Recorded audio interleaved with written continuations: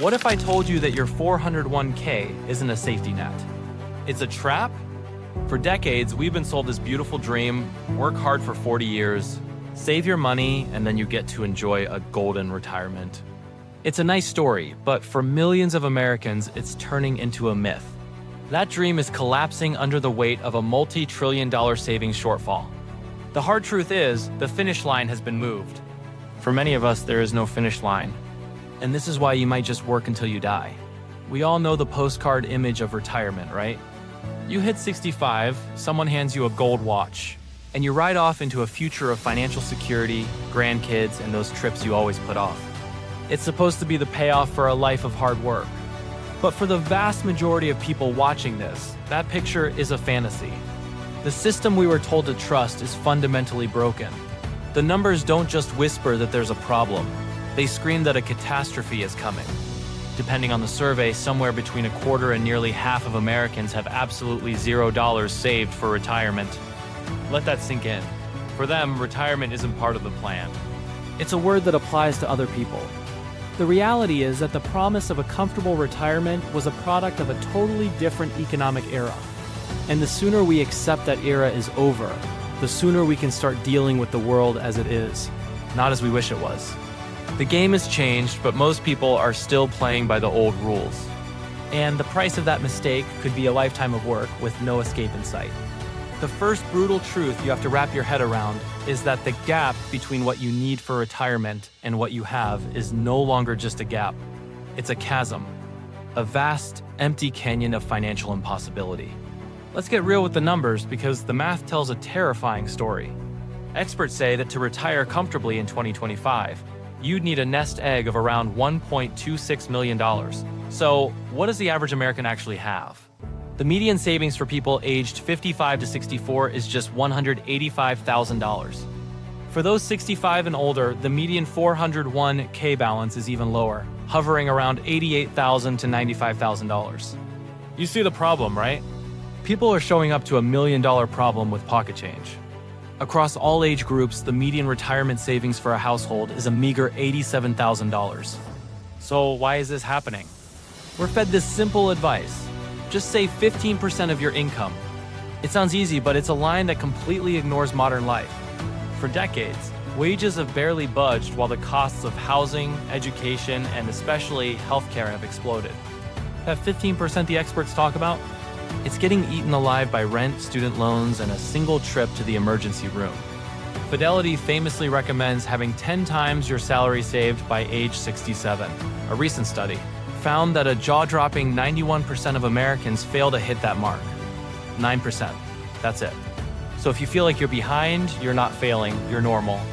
This isn't just a personal failure. It's a mathematical certainty for most. The old model of just save more is like trying to fill a bathtub with a leaky thimble. It's an exercise designed to make you feel guilty for a crisis that is so much bigger than any one of us. The second brutal truth is the one that's hardest to swallow. The system is not your friend. The safety nets you thought were there to catch you are frayed, torn, or have disappeared completely. Remember pensions? Our grandparents' generation counted on them? You worked for a company, they took care of you for life. Those days are ancient history for most. In the private sector, pensions have been systematically replaced by the 401k, a fragile system that shifted all the responsibility from the corporation directly onto your shoulders. But I have a 401k, you might say. That's great, but do you realize what a privilege that is? A shocking 42% of full-time private sector workers have no access to an employer-sponsored retirement plan at all. For part-time workers, that number jumps to nearly 80%. It gets worse. Roughly half of all full-time workers don't even get an employer match, which is the most powerful tool for growing your savings. The primary vehicle for retirement in America excludes almost half the workforce from even getting in the car. Then there's the big one, Social Security. We treat it like an unbreakable promise. But the Social Security Trust Fund is projected to run low as early as 2033. If Congress does nothing, benefits will be automatically cut by about 23%. Think about that. The benefits that are already not enough to live on could be slashed by nearly a quarter. Even today, Social Security only replaces less than half of an average worker's income. The average monthly check is under $2,000. Can you really live on that? Can you cover your rent, food, and rising medical bills on that much? For most, the answer is a hard no. We're taught to see Social Security as a pillar of retirement, but it's a pillar that's crumbling. Relying on it isn't a strategy. It's a bet you're almost guaranteed to lose. The third and final brutal truth is that the traditional timeline is a trap. The whole idea of saving in your 20s and retiring in your 60s is based on a life path that barely exists anymore. What's the number one roadblock? Debt. We're drowning in it. Americans are saddled with student loans, mortgage, and credit card debt. The average credit card balance for those who carry one is over $7,700. People spend their 20s and 30s, the most critical years for compound growth, just trying to dig themselves out of a hole. You're not building a future. You're just trying to keep your head above water. By the time you get some breathing room in your 40s or 50s, the clock has practically run out. The magic of compound interest, which was supposed to be your best friend, is now working against you. The mountain you have to climb becomes impossibly steep. You just can't make up for that lost time. And to add insult to injury, we're all living longer. Sounds great, right? Financially, it can be a catastrophe. A retirement that used to last 15 to 20 years now might need to stretch for 30 or more. Your already too small nest egg has to last an extra decade. This is what economists call longevity risk, the very real risk of outliving your money. And for most Americans, it's a top fear. This perfect storm of starting late and living longer makes the traditional timeline a trap. It sells you a straight line to success in a world full of detours, job losses, and medical emergencies. It's a fragile plan that shatters the second it touches reality. So what does this future actually look like? It looks like your 70-year-old neighbor still working as a cashier because Social Security doesn't cover their property taxes. It's the person in their late 60s stocking shelves overnight because one medical bill wiped out their life savings. This isn't a scare tactic. It's the emerging reality for an entire generation. What happens when you can no longer physically do the job you've done your whole life, but you can't afford to stop? What happens when your body gives out, but your bills don't? This is the quiet panic that sets in when you do the math late at night.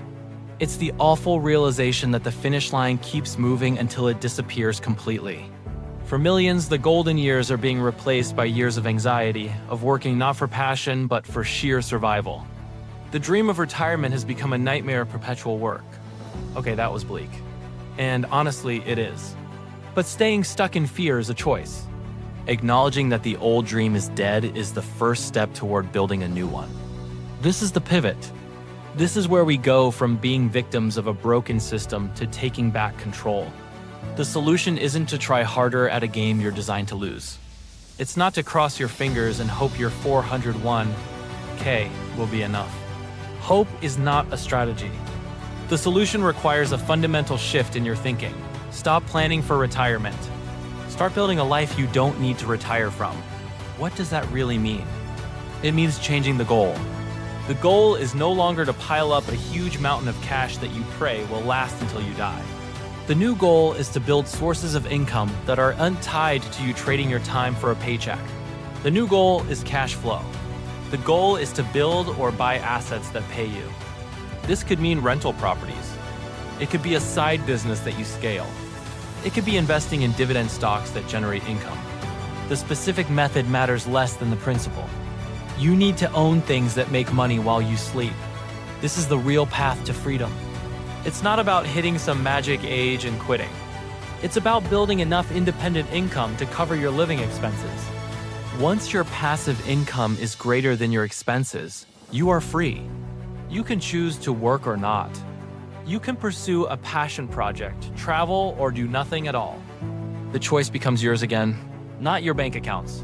This is the exact opposite of the old model, which makes you a hostage to your job until you're 67, praying the stock market cooperates. Let's be honest, the retirement myth is dead. The promise of a 40-year career for a carefree life was a deal from a bygone era, and that deal has been broken. The savings gap is a chasm, the system isn't built to save you, and the timeline is a trap. But the death of that dream doesn't have to be the death of your freedom. By accepting this new reality, you can start making different choices. You can pivot from the failed strategy of just hoarding a nest egg to the empowered strategy of building cash flow. Financial freedom is not a myth, but the path to get there has changed. You have to stop being a passive player in a broken system and start actively building a life you do and need to escape from. If you're ready to stop playing a losing game and start learning about the real path to financial control, you need to understand what these assets are. Click the video on your screen right now to watch 5 cash flowing assets you can start building today. Thanks for watching.